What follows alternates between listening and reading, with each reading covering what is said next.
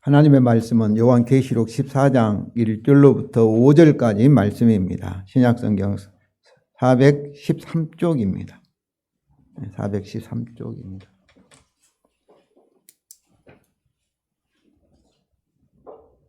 요한계시록 14장 1절로부터 5절 말씀을 교독하시겠습니다. 제가 읽겠습니다. 또 내가 보니 보라 어린 양이 시온산에 섰고 그와 함께 14만 4천이 서 있는데 그들의 이마에는 어린 양의 이름과 그 아버지의 이름을 쓴 것이 있더라.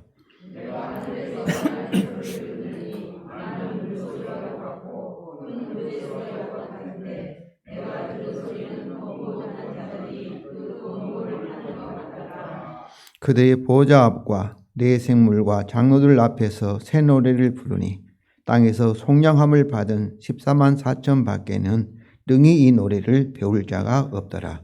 이 사람들은 여자가 더러워 너르지 아니하고 순결한 자라 어린양이 어디로 인도하든지 따라가는 자나 사람 가운데서 속량함을 받아 처음 익은 열매로 하나님과 어린양에게 순종하시니. 다 같이 읽겠습니다. 그 입에는 거짓말이 없고 흠이 없는 자들이로다. 아멘. 성도 여러분, 오늘은 어버이 주일입니다.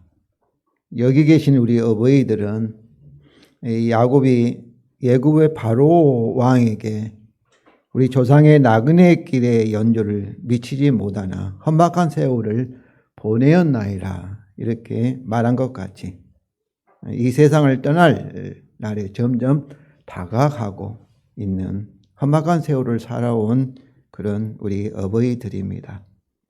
이런 어버이들에게 우리의 감사와 존경 그리고 건강하게 계속 건강과 평안하게 사시기를 상징하는 이런 카네이션 꽃과 그리고 맛있는 음식으로 대접을 하면서 저는 오늘 본문을 통해서도 우리 어버이들에게 절대유와 소망을 드리기를 원합니다. 오늘 본문 앞에 있는 12장과 13장에서 어린 양에 패배하여서 하늘에서 땅으로 쫓겨난 마귀와 그의 두 짐승이 거짓말로 우리 성도들을 미워하고 또 핍박을 통해서 성도들과 싸우는 환상들이 이미 보여졌습니다. 이것들에 대응하는 요한계시록 14장에서 오늘 본문은 영적 싸움하고 있는 그 성도들이 이 싸움에 이미 승리한 결과를 보여주고 있습니다. 이미 승리하였다 이 말씀은 이미 이긴 싸움을 우리가 싸우고 있다는 그런 의미입니다. 즉 승리하여서 하늘에서 어린 양과 함께 승리한 그들이 14만 4천에 대하여서 사도 요한이 보았고 그리고 들었던 환상과 그의 설명입니다. 성도 여러분, 이 세상에서 영적 싸움을 하고 있는 우리가 현재 각자 집이 있고 이 세상에 살고 있는 자기의 주소를 가지고 있죠. 그런데 현재 또 다른 주소가 우리에게 있습니다.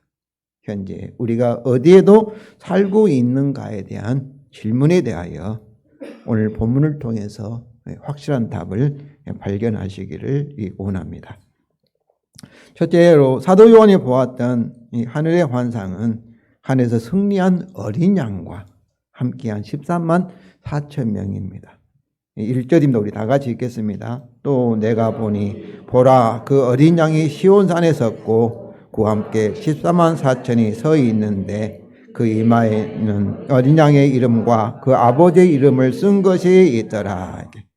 1절에서 요한이 보았고 그리고 우리에게 보라 이렇게 친 환상은 두 가지입니다. 첫째는 그 어린 양이 시온산에 섰고의 모습입니다. 여기 섰고 이 말씀은 완료 시제 분사로서 과거로부터 계속해서 서 있다는 그런 의미입니다.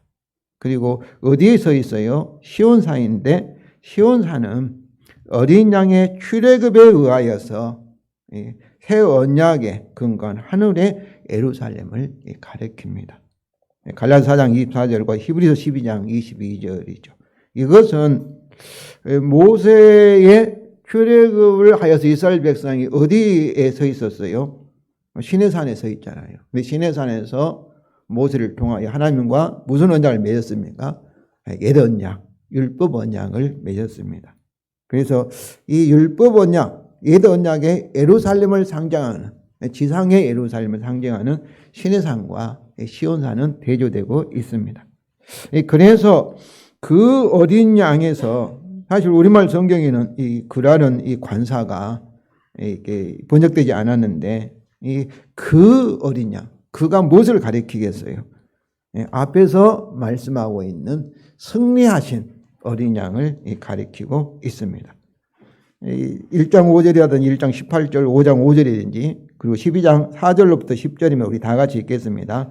용이 해산하라는 여자 앞에서 그가 해산하면 그 아이를 삼키고자 하더니 여자가 아들을 낳으니 이는 장차 철장으로 만국을 다스릴 남자라. 그 아이를 하나님 앞과 그 보좌 앞으로 올려가더라. 하늘에 전쟁이 있으니 미가엘과 그의 사자들이 영과 더불어 싸울 때 영과 그의 사자들도 싸우나 이기지 못하여 다시 하늘에서 그들이 있을 곳을 얻지 못한지라. 큰 용이 땅으로 내쫓기니 그의 사자들도 그와 함께 내쫓기니라. 이제 우리 하나님의 구원과 능력과 나라와 또 그의 그리스도의 권세가 나타났으니 우리 하나님 앞에서 밤낮 참소하던 자가 쫓겨났고 이렇게. 네, 그렇습니다. 그 어린 양이 창조 언약에 따라 그의 십자가 죽음을 통해서 그 영과 그의 사자들에 대하여 이미 승리하였다. 하늘로 올라가더라 이 말씀은 승천하였다는 거죠. 죽음을 이기고 그리고 부활하시고 승천하시고 하나님 보좌 우편에 앉으신 승리하신 어린 양이다. 그런 말씀입니다. 그래서 골로새 2장 14절과 15절입니다. 우리 다 같이 읽겠습니다. 우리를 거스리고 불리하게 하는 벗조문으로 쓴 증서를 지우고 제하여 버리사 십자가에 못 박으시고 통치자들과 권세들을 무력화하여 드러내어 구경거리를 삼으시고 십자가로 그들을 이기셨느니라. 어린 양이신 우리 예수 그리스도가 통치자들 권세들은 마귀들을 가리킵니다. 마귀와 그의 사자들, 귀신들을 가리키는 용어입니다. 그런데 여기서 사도 바울은 세 번이나 그들이란 승리, 첫째는 그들을 무력화했어요. 무력화하면서 아무런 그들이 가지고 있는 무기를 다 뺏어버렸다는 거죠. 무력화하는 거예요. 힘을 다 없애버렸다. 그 말이죠. 독사가 있는데 독사의 독을 이빨을 빼버리면 어떠겠어요? 독사가 물어도 우리가 다치지 않는 거죠. 그 다음에 또 뭐라고 표현하고 있어요? 15절에 드러내어 구경거리로 삼으시고, 이 말은 참으로 이 전쟁에 이긴 개선 장군이 왕들을 포로로 끌고 와서 개선문에서 사람들에게 보여주는 행렬을 말하는 승지의 행렬에서 뒤에는 누가 끌려온 거예요? 패배한 왕들이라든지 장군들이 끌려오는 거예요. 그러니까 우리 어린 양이 승리하여서 누구를 끌고 온 거예요? 마귀들과 그의 사자들을 끌고 와서 온 우주의 구경거리로 패배, 승리했다는 걸 말씀하는 거죠. 그리고 마지막 십자가로 그들을 이기셨다. 이렇게 세 번이나 우리 주 예수 그리스도께서 마귀들에 대해서, 우리 원수에 대해서 승리하였음을 강조하고 있습니다. 그러면서 그 승리의 이유도 14절인데 14절 우리를 거스르고 불리하게 하는 법조문은 뭐겠어요? 율법 언약이죠. 율법. 우리가 죄인이니까. 근데 쓴 증서를 이제는 어땠어요? 십자가로 다 지우셨어요. 우리가 죄진 거 해서 죄의 기록에서 율법 언약에 따라 저주와 사망을 받아야 된다 하는 저주와 심판을 다 지우시고 그 다음에 어땠어요? 제하여 버렸다. 지우시고 제하여 버렸다는 다 찢어버렸다는 거예요. 그러면 십자가에 못을 박아버렸다. 세 번이나. 이 말씀은 우리의 모든 죄에 대해서 이 어린 양이 십자가에서 율법 언약에 따라 다 갚아버렸다. 다시 말하면 율법 언약을 영원히 완전하게 우리를 대표해서 그리고 저와 이게 위해서 여러분을 위해서 완전하게 율법 언약을 해결하셨다 이 말씀입니다. 우리가 은행에서 빚을 주면 증서가 있잖아요. 근데 그 빚을 다 갚으면 어떠겠어요? 그 증서를 가지고 있을 필요가 없지 않습니까? 이와 같이 그 증서를 다 찢어서 없애버린 거, 휴지통에 버린 것과 마찬가지예요. 그러므로 이것의 결과가 뭐예요? 죽은 자 가운데 하나님은 그를 부활하게 하시고 승천하게 하시고 하나님 보좌 우편에 앉으셔서 아담과 하와가 잃어버렸던 하나님의 창조한 세계를 다시 회복하여서 만왕의 왕이 되게 하시고 만주의 주가 되게 하셨다는 겁니다. 그래서 사도행전 2장 36절입니다. 그런즉 이스라엘 온 집은 확실히 알지니 너희가 십자가에 못 박은 이 예수를 하나님이 주와 그리스도가 되게 하셨느니라. 성도 여러분, 우리를 대표하시는 어린 양이 우리를 위하여 우리 원수들과 싸워서 창조 언약에 따라 그의 십자가로 영원히 승리하셨음을 믿으시기 바랍니다. 이것이 기쁜 소식 그 복음입니다. 둘째로 사도 요한이 보았던 환상은 시온산에 서 있는 그 승리하신 어린 양과 함께 그 이마에 쓴 어린 양의 이름과 그 아버지의 이름을 가진 14만 4천의 모습을 보았습니다. 여기서 쓴 기록된 거죠. 하나님에 의해서 과거에 기록된 결과가 계속 있다는 것을 의미하는 완료시대 수동태 분사입니다. 14만 4천에게 뭐가 있어요? 어린 양의 이름과 하나님의 이름, 아버지의 이름이 그 이마에 쓰였다는 거예요. 이것은 곧 14만 4천이 누구 거라는 거예요? 어린 양의 것이고 하나님의 소유다. 하나님의 아들과 딸들이다. 이런 말씀이죠. 14만 4천이 시온산에 서 있는 그와 함께 있다는 것은 그들도 어린 양과 함께 승리하여서 출애굽에서 이미 하늘에 있다는 그런 의미입니다. 그러면 하늘의 14만 4천이 누구일까요? 우리가 하늘은 죽어서 우리가 가는 곳이라고만 생각하는데 그 틀린 말씀도 아니에요. 그 주 안에서 이미 죽은 성도들이 있는 곳이 그 하늘의 14만 4천이라도 할 수 있지만은 그러나 이 구원받은 하나님의 언약 백성의 전부가 14만 4천이 상징한 것입니다. 이들은 땅에서 속량을 받은 자들과 동격이며 또 오늘 보면 4절과 5절에서도 특별한 성도들 중에 특별한 성도들만을 가리키는 것이 아니라 모든 성도에 대한 설명입니다. 이게 14만 4천은 이미 주 안에서 구원받은 과거에 구원받은 성도뿐만 아니라 지금 이 땅에 살고 있는 우리들 그리고 앞으로 아직 태어나지 않는 이 사람이 미래에 태어나서 예수를 믿고 구원받은 성도의 전체를 이렇게 상징하는 숫자가 14만 4천이라는 거죠. 그 14만 4천 명이 구원을 받는 게 아니라 하나님의 언약 백성의 전부를 상징하는 숫자라는 거죠. 성도 여러분, 하늘의 14만 4천에 우리가 죽어서도 가겠지만 현재 우리는 이것에 이미 들어가 있다는 것입니다. 그런데도 신천지를 포함한 이단들은 14만 4천을 성도들 가운데 특별한 자들이라고 주장합니다. 뭐 전도를 많이 했다든지 그들이 무슨 성경 시험을 봐가지고 점수가 높다든지 이렇게 성도들 가운데 구별해서 특별히 13, 4천이라고 이렇게 들어가야 된다고 얘기를 해요. 왜 그러겠어요? 성도들 경쟁시켜서 교회에 충성하게 하든지 교주에게 충성하도록 하기 위해서 그렇게 구별을 시키는 겁니다. 경쟁시켜요. 보험회사에 경쟁하듯이 막 경쟁시켜가지고 열심히 해가지고 어때 13, 4천에 들어가라. 그렇게 얘기하는 거예요. 그런데 그러면 13, 4천에 들어갈 수 있는 이 근거가 뭐예요? 그 근거는 우리의 노력이죠. 우리의 행위죠. 그래서 우리는 13, 4천이 어떻게 들어갈 수 있어요?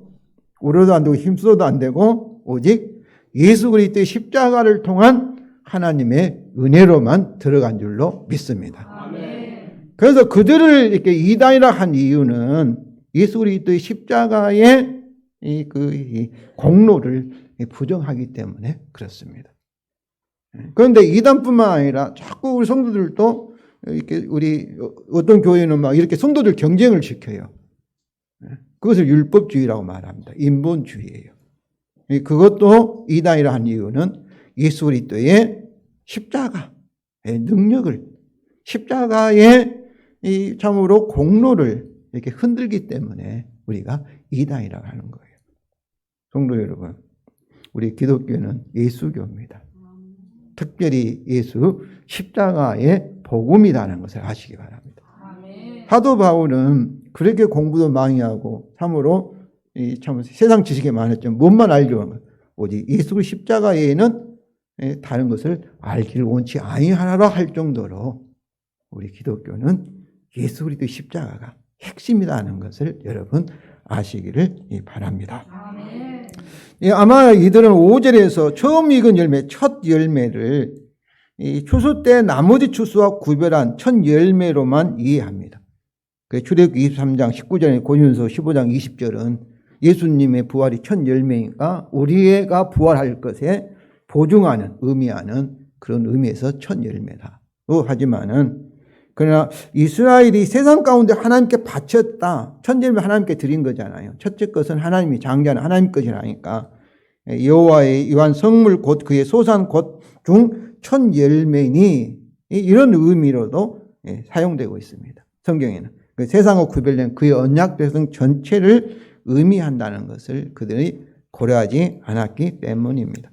야고보서 1장 18절입니다. 그가 피조물 중에 우리로 한 첫 열매가 되게 하시려고 자기의 뜻을 따라 진리의 말씀 우리를 낳으셨느니라. 여기서 첫 열매. 예수 믿지 않는 사람들 가운데 우리는 예수 믿어서 첫 열매가 되었다는 것은 어떤 의미예요? 하나님께 바쳐진 하나님의 소유물이 되었다. 그런 의미로서 첫 열매라는 것이죠. 그러면 여기에 13만 4천은 하나님의 종들로 그 이마에 인침을 받은 요한계시록 7장 4절부터 8절에 14만 4천과 같습니다. 다만 후자는 이 땅에서 전투하는 영적 싸움하고 있는 하나님의 군대나 백성이나 교회를 상징하지만은 전자, 오늘 14장의 14만 4천은 하늘에 승리한 하나님의 백성을 상징합니다. 이들은 7장 9절부터 14절에서 큰 환란에서 나오는 자들, 또 하늘에서 흰옷을 입고 종료까지라는 승리의 그 상징을 상징하지요.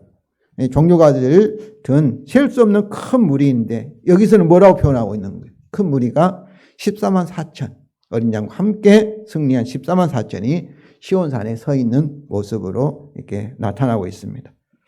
그러므로 성도 여러분, 땅 위에 있는 전투하는 14만 4천과 하늘의 14만 4천 사이에는 우리의 죽음이라는 이런 이 구별은 하나님의 관점에서는 거의 없습니다. 그러니까 지금 우리가 이 땅에서 영적 싸움을 싸우고 있는 동시에 우리는 어디에 있어요? 하늘에 들어가 있다는 것이죠. 그러니까 죽음이라는, 하늘에서 보면은 죽음이라는 관점이, 죽음이라는 그 선이 사라지는 것이죠. 왜냐하면은 우리는 그리스도 안에 있는 저와 여러분은 너무나 확실하기 때문에 그렇습니다. 특별히 성도 여러분, 우리를 그리스도인이라 하잖아요. 그리스도와 그리스도에게 어린 양과 결혼한 사람, 어린 양과 한 몸이 된 사람이에요. 그 영원히 우리와 주님은 우리와 함께 하실 줄로 믿습니다. 그런데 그 주님이 지금 어디에 가 계세요? 하늘에 시온산에 가 계시면 주님과 우리가 하나가 됐으니까 연합돼서 우리도 어디에 있어요? 시온산에 가 있는 것이죠. 그러니까 이 연합이라는 개념이 아주 중요합니다. 주님과 우리가 한 몸이에요. 주님이 가 계신 곳에 우리가 시온산에 가 있는 거예요. 그러니까 우리는 이런 말씀도 이해하기 힘들죠. 무슨 소리야, 지금 이 땅에 살고 있는데. 그것은 우리 육신을 가지고 있는 시간과 공간의 제한을 받는 3차원의 우리의 관점입니다. 그러나 거듭난 우리 성령으로 거듭난 우리 영혼은 시간과 공간의 제한을 받지 않는 4차원. 4차원이죠. 그리고 우리가 부활의 몸을 가지면 우리 주님처럼 뭐 비행기 타고 이렇게 자동차 타고 수원에 갈 필요도 없이 마음 먹으면 순간적으로 수원에 우리가 이동할 줄로 모르겠어요. 정확하게 경험이 없으니까. 그러니까 시간 공간에 제한을 받지 않아요. 하나님은 어떤 시간이 있겠어요, 없겠어요? 시간이 없습니다. 하나님은 과거, 현재, 미래를 초월하신 영원하신 분이세요. 그러니까 이 시간이라는 것도 뭐예요? 하나님이 태초에 천지를 창조하실 때 시간을 창조하신 겁니다.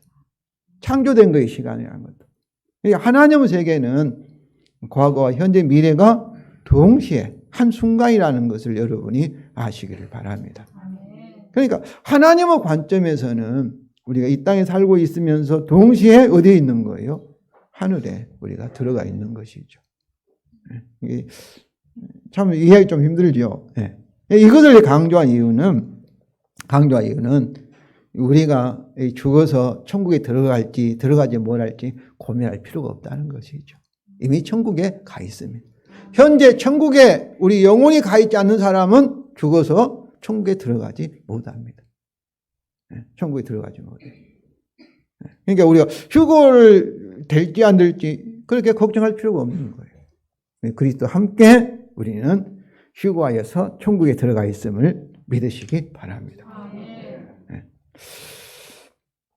우리는 그리스도 안에서 그와 함께 이미 하늘에 앉아 있습니다. 에베소 2장 6절이라든지 빌립보서 3장 20절이라든지 골로새 3장 4절이라든지 특별히 히브리 12장 22절 24절입니다. 우리 다 같이 읽겠습니다. 너희가 이른 곳은 시온산과 살아계신 하나님의 도성인 하늘의 예루살렘과 천만 천사와 하늘에 기록된 장자들의 모임과 교회와 만민의 심판자이신 하나님과 및 온전하게 된 의인의 영들과 새 언약의 중보자이신 예수와 및 아벨의 피보다 더 나은 것을 말하는 뿌린 피니라. 여기서 이른 도착하다 그 말인데요. 근데 여기서 이른 이 동사가 너희가 앞으로 이를 곳, 너희가 두 번 써졌네요. 너희가 앞으로 이를 곳이라는 미래 시제를 사용한 것이 아니라 여기서는 무슨 시제예요? 너희가 이미 그곳에 도착하여서 그 결과가 계속되고 있다는 것을 의미하는 완료 시제의 동사입니다. 그러니까 너희가 지금 도착한 것이 어디예요? 시온산인데 그 시온산이 어디예요? 하늘의 도성인 하늘의 예루살렘이고 거기는 천군천사가 있고 그 장자들의 모임, 이거 첫 열매네. 우리 성도들의 모임이 있고 또 교회가 있고 만민의 심판 하나님도 계시고 의인의 영들도 다시 우리 성도들을 말하지 않습니까? 예수 피로 씻음을 받은 의롭다를 받은 우리 성도들이 거기에 있고 또 새 언약의 중보자 예수 그리스도 있고 또 아벨의 피보다 더 나은 것을 말하는 뿌린 피는 새 언약이 거기에 있다는 것이죠. 그렇습니다. 이 세상에서 영과 도지심들과 영적 싸움하고 있는 성도들이 현재 그 어린 양과 함께 어디에 있다는 거예요? 13만 4천에 있는 시온산 하늘의 예루살렘에 이미 들어가 있다는 것입니다. 우리가 내주 예수가 계신 곳이 곧 하늘나라를 말하지 않습니까? 우리는 이 세상에서 나그네로 사는 동시에 그리스도 안에서 이미 하늘에 들어가 있습니다. 우리는 이 세상에서 영적 싸움을 하고 있는 동시에 이미 승리하여서 하늘에 들어가 있습니다. 성도 여러분, 우리가 이 세상에 있는 집을 무슨 집이라고 합니까? 장막집, 천막집이라고 말합니다. 여러분 집이 아무리 비싼 집이고 뭐 100억이 되고 막 번쩍번쩍하게 장식하고 뭐 튼튼한 뭐 새로 뭐 시멘트로 만들어서 성경은 그것을 장막집, 이것은 천막집이라고 말합니다. 그건 무엇과 비교해요? 하늘에 있는 우리가 살 집과 비교해서 이 세상 것은 그 장막집, 썩어서 없어질. 우리가 재건축할 이 세상 재건축해야 되잖아요. 30년, 40년 살면 재건축해야 되잖아요. 낡아지고 그러니까. 그러나 하늘에 있는 집은 낡아지지 않고 새하지 않는 영원히 빛난, 모르겠어요. 황금집으로 만드는 집인지는 모르겠지만은 그런 집이, 우리 집이 하늘에 있다는 것을 여러분 아시기를 바랍니다. 이 세상은 천막집이에요. 천막집. 나그네가 잠깐 있다가 지내는, 어떻게 보면 이 호텔과 여관과 같아요. 그러면 성도 여러분, 주 안에 있는 우리는 이미 이 영적 싸움이 이미 이긴 자이며 이기고 있는 자이며 이길 수밖에 없는 자인 것을 아시기 바랍니다. 그러니까 우리 성도들 이름을 우리는 이기는 자, 이긴 자, 이긴 자. 여성분이 뭐 이시성을 가지면 이긴 자 이렇게 믿습니까? 한마디로 우리는 항상 이기는 자입니다. 고린도서 2장 14절입니다. 고린도 2장 14절 찾아보겠습니다. 고린도후서 2장 14절입니다.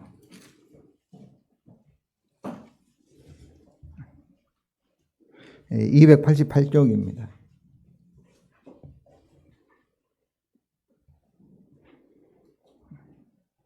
우리 288쪽 2장 14절 우리 다 같이 읽겠습니다. 항상 우리를 그리스도 안에서 이기게 하시고 우리로 말미암아 각처에서 그리스도를 아는 냄새를 나타내시는 하나님께 감사하노라. 그 하나님께서 어때요? 항상 우리를 그리스도 안에서 이기게 하시고 승리의 그리스도의 냄새를 각처에 나타내게 한다는 거예요. 성도 여러분, 이것이 새 언약의 약속입니다. 그러므로 천지가 흔들려도 새 언약도 될 것을 믿으시기 바랍니다. 이것이 새 언약이에요. 우리가 이기게 하신 책임이 누가 있어요? 하나님께 있어요. 그러니까 우리는 믿음으로 이 사실을 믿고 하나님께 의지하면 주께서 반드시 항상 이기게 하실 줄로 믿습니다. 우리 노화덕 선교사님이 자유자라는데 패배로부터 자유한 거예요. 패배로부터 저주와 사망으로부터 자유하며 모든 환경으로부터 우리가 어때요? 왕으로서 환경을 다스리는 승리로 이겨 환경을 지배하는 그런 자유예요. 그러니까 성경 말씀은 다 표현은 다르지만 같은 말씀하는 거예요. 왜 우리가 이길 수밖에 없어요? 예수님 십자가로 이미 승리하셨고 그분과 우리가 하나가 되었기 때문에 우리는 믿음에 이기는 싸움, 선한 싸움을 하고 있음을 아시기 바랍니다. 성경은 이미 이겨가지고 어디에 가 있어요? 하늘에 가 있는 거예요. 두 번째로 하늘의 14만이 4천이 부르는 찬송하는 승리의 새 노래입니다. 2절과 3절이면 우리 다 같이 읽겠습니다. 내가 하늘에서 나는 소리를 들으니 맑은 물소리와도 같고 큰 우레소리와도 같은데 내가 들은 소리는 검은고 타는 자들이 그 검은고를 타는 것 같더라. 그들이 보좌 앞과 내 생물과 장로들 앞에서 새 노래를 부르니 땅에서 속량함을 받은 14만 4천 밖에는 등이 이 노래를 배울 자가 없더라. 하늘에서 나는 소리는 승리한 14만 4천이 부르는 새 노래, 찬송가입니다. 이것이 많은 물소리와 같고 큰 우레소리와 같다는 것은 그들의 승리의 함성이 온 우주가 들을 수 있을 정도로 엄청나게 크다라는 그런 의미이며 그런데 검은고를 타는 자들이 그 검은고를 타는 것 같다라는 것은 그 소리가 아름답고 즐거운 곡조로 만들어진 찬송가 소리였다. 그런 거죠. 그러니까 이 소리가 아름다운 조화를 이루는 그런 소리였다는 것입니다.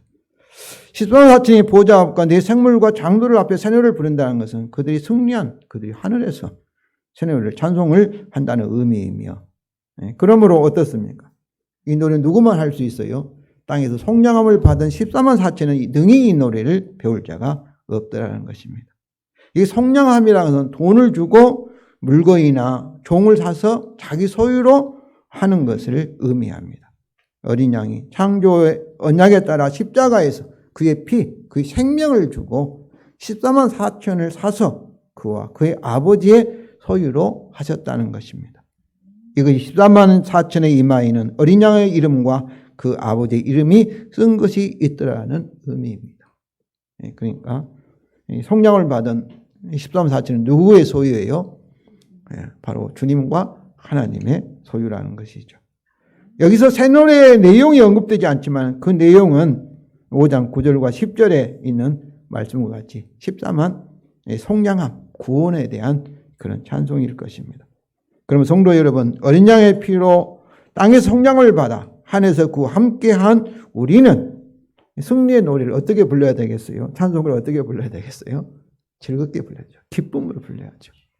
그리고 큰 소리로 당당하게 우리가 불러야 할 것입니다. 이것이 승리자인 우리가 드리는 영과 진리의 예배입니다. 진리라는 것은 이 복음의 진리에 들어가서. 그러니까 이 예배라는 것은 뭐예요? 목사님에게 뭐 설교 듣고 뭐 배우는 장소가 아니에요. 승리자들이 모여서 승리의 축제, 즐거워하는 것입니다. 네. 우리가 세상에서 어떻게 살든지 좀 우리가 참으로 부족하여서 좀 죄를 지어도 그러면 죄의식에 잡혀가지고 그냥 침울하게 예배드리는 것이 아니라 예수님 때문에, 예수님 십자가 때문에. 그럼에도 불구하고 어때야 되겠어요? 저는 우리 장소가 시끌벅적 정말로 기쁨에 기뻐하고 즐거워하고 감사하고 그런 분위기의 예배가 되기를 원합니다. 그렇게 들을 때 어때요? 이것이 이제 이 복음의 진리죠. 그럴 때 반드시 무거 역사하시겠어요. 하나님께서 성령으로 함께 하시고 하나님 영광을 나타내시고 치유하시고 회복하시고 복음의 언약에 따라 구원의 능력을 나타낼 줄로 믿습니다. 마지막으로 승리한 14만 4천의 이 특성입니다. 4절부터 5절인데요. 주 예수 복음을 어린 양과 연합한 14만 4천 명은 어린 양의 승리를 그와 함께 소유할 뿐만 아니라 그의 성품을 닮아갈 수밖에 없습니다. 이것이 새 언약의 약속입니다. 그러니까 우리가 부부도 오래 살면은 부부가 닮아간다잖아요. 그와 마찬가지예요. 그리고 이 어린 양의 승리는 누구 거예요? 바로 남편의 돈이 그와 결혼한 아내의 소유가 되는 것처럼 예수님의 승리는 예수님과 연합한 우리의 승리가 될 줄로 믿습니다. 그래서 첫째로 이 사람들은 여자들과 더불어 더럽히지 아니한 자들입니다. 이 여자들은 문자적으로 여자가 아니라 이 세상을 가리켜요. 특별히 바벨론 노마를 뭐라 했어요? 음녀라고 하지 않습니까? 그러니까 세상의 강한 유혹을 상징한 거죠.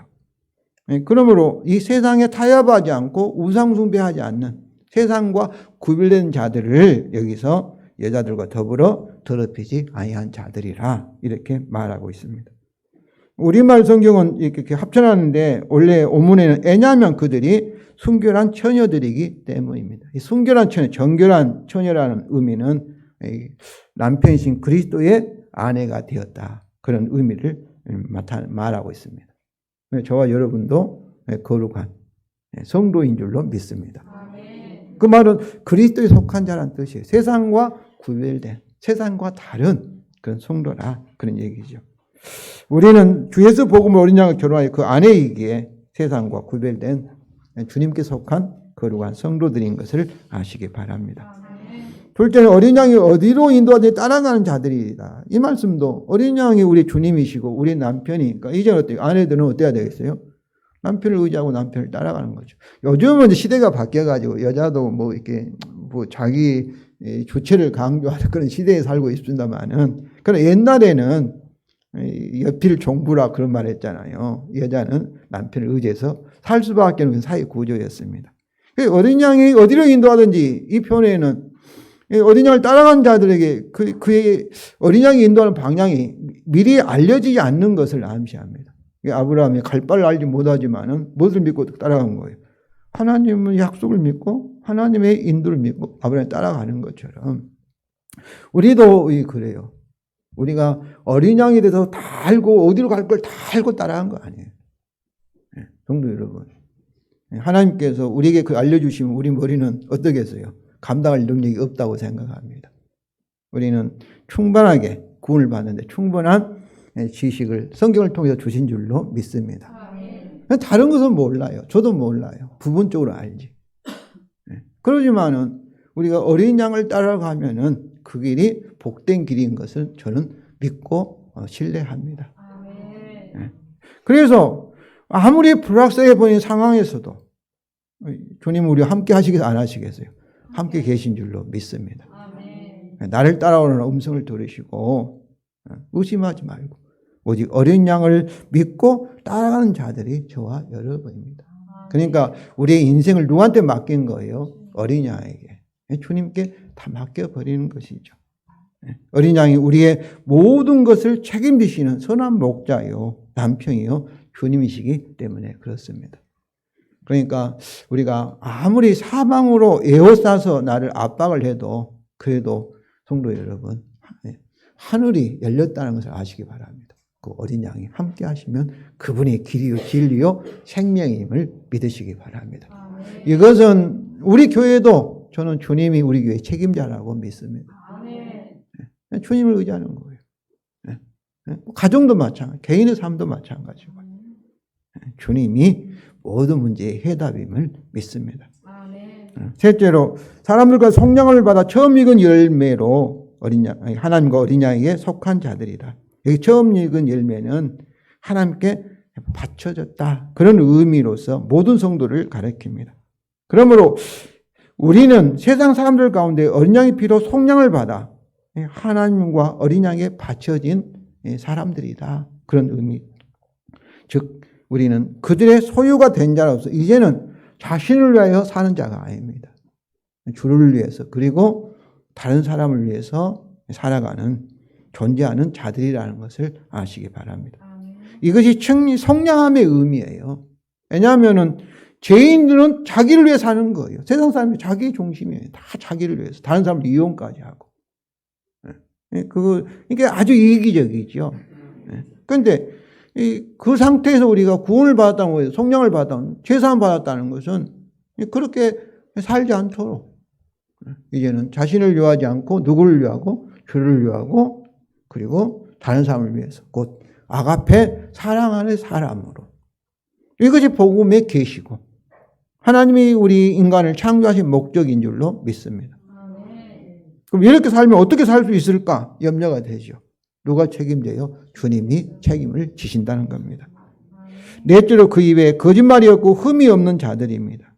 여기서 이 거짓말은 영적 싸움에서 사탄은 뭘 하겠어요? 바로 어린 양이 십자가를 통해서 자기에게 승리했다는 사실을 뭐예요?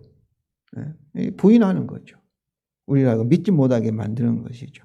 그래서 거짓말은 이 용에 대한 그의 십자가 부활을 통한 승리, 즉 용의 패배를 계시하는 어린 양의 복음을 믿지 않는 것입니다. 알지 못할 때 이 거짓말하게 되는 거예요. 즉 거짓말이 없다는 것은 복음의 진리에 어긋나는 것을 진리라고 생각하고 말하지 않는 것을 의미합니다. 세상의 우상들은 이 복음의 진리에 대항하여서 계속해서 뭐 하고 있어요? 거짓말을 하고 있습니다. 예를 들면 우리 집이 최고다. 우리 집이 하나님 보실 때는 거의 천막집인데 장막인데 이것이 마치 전부인 것처럼 그렇게 생각하게 만드는 것은 뭐예요? 우상의 거짓말을 듣는 것이죠. 성도 여러분, 아무리 세상에서 뭐 높은 위치에 있고 뭐 거대하게 바벨탑 같이 쌓았어도 그것은 다 썩어질 것이고 파멸할 것이고 사라질 것이라는 것을 여러분 아시기를 바랍니다. 어떻게 보면 우리 기독교의 복음의 이 계시와 진리와 불교에서 이 깨닫기를 원하는 이 진리가 비슷해요. 우리 동양사상에서는 보이는 것이 뭐라 합니까? 사실 보이는 것이 실체가 아니라고 합니다. 허상이라고 얘기합니다. 그래서 우리 인생을 일장춘몽이다 했죠. 봄에 한숨 낮잠 잤는데 딱 보니까 그 꿈이었다는 거예요. 한순간에 지나가는. 그러지 않습니까? 성도 여러분, 예수 그리스도의 복음의 계시만이, 복음의 말씀만이 썩지 않고 새하지 않고 영원한 우리에게 주어진 실체라는 것을 아시기 바랍니다. 우리의 몸도 장막이에요. 이것도 새하여 가는 거예요. 흙으로 돌아가는 거예요. 그러나 이 영혼에 맞지 않는 것이죠. 영생에 맞지 않는 것이죠. 영생에 맞는 것은 뭐예요? 부활. 영혼이 썩지도 않고 새하지 않는 부활의 몸이 실체라는 것을 아시기 바랍니다. 그러면 건강도 중요하죠. 우리 몸도 중요하죠. 잘 관리해야죠. 그러나 그것이 전부가 아닌 거예요. 아무리 건강한 사람도 어때요? 죽어갈 수밖에 없습니다. 썩어져 갈 수밖에 없어요. 헛되고 헛된 거예요. 눈에 보이는 건 헛되고 헛되다는 거예요. 보이지 않는 건 어디 있습니까?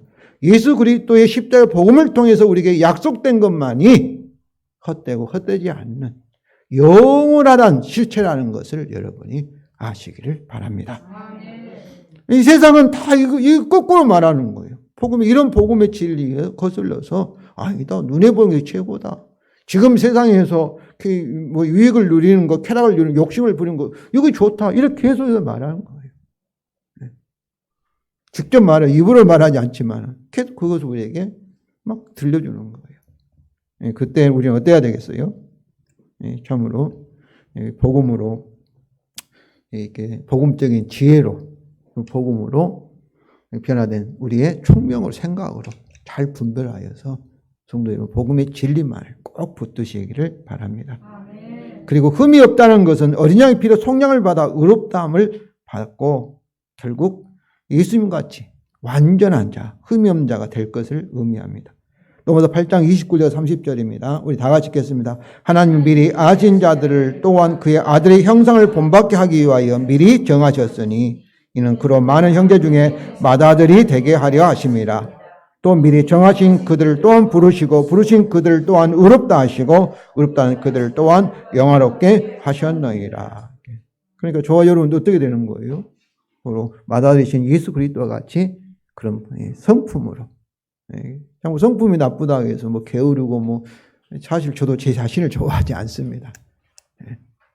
너무나 이렇게 허물이 많지요. 그런데 내 자신에 대해서도 참으로 복받은 자이죠. 누구처럼 되겠습니까? 예수 그리스도처럼 그런 품성을 가지게 될 줄로 믿습니다. 이것이 복음의 약속이에요. 이를 하나님께서 어린 양과 연합한 우리에게 모든 것이 합력하 선을 이루도록 역사하고 계십니다. 성도 여러분, 천지간들을 새 언약대로 우리는 결국 부활하신 우리 주 예수 그리스도와 같은 영광스러운 하나님의 아들, 딸들이 될 줄로 믿습니다. 성도 여러분, 오늘 본문을 또 이 세상의 영적 싸움을 하는 우리가 현재 어디에도 우리의 영원한 주소가 있는가에 대한 질문에 대한 답을 찾으셨나요? 우리는 이 땅에 살고 있는 동시에 어디에 있어요? 하늘에, 천국에 들어가 있습니다. 우리는 이미 출애굽하신 어린 양과 함께 하늘에서 승리의 새노래를 부르고 있는 14만 4천이라는 것입니다. 우리는 죽어서 천국에 갈 수 있을까? 휴거할 수 있을까? 이러한 염려를 할 필요가 전혀 없습니다. 주 안에서 우리는 이미 천국에 들어가 있기 때문입니다. 성도 여러분, 이것은 우리가 영적 싸움에 이미 승리하였고 승리하고 있고 승리할 수밖에 없다는 의미입니다. 이것이 새 언약의 축복이기 때문에 그렇습니다. 그러므로 우리의 영적 싸움은 이것에 대한 진리냐 거짓이냐의 싸움입니다. 즉 믿음의 선한 싸움입니다. 이것에 대하여 영과 그의 우상들은 계속 이것이 뭐라고? 거짓말이라고 우리를 미혹할 것입니다. 그러나 우리 안에 계신 성령님은 계속해서 십자가의 진리가 복음이 진리라고 계속해서 우리에게 계시할 것입니다. 성도 여러분, 복음적 지혜와 그 복음 변화된 생각으로 분별하여서 어린 양의 복음에 대한 믿음으로 선한 싸움에서 승리의 노래를 부르시기를 바랍니다. 그렇습니다. 우리 예수 그리스도의 복음에 대한 오직 믿음만이 승리의 비결입니다. 성도 여러분, 오늘 어버이 주일에 우리 어버이들께 다시 한번 우리 주 예수 그리스도의 복음으로 축복하며 축복을 드립니다.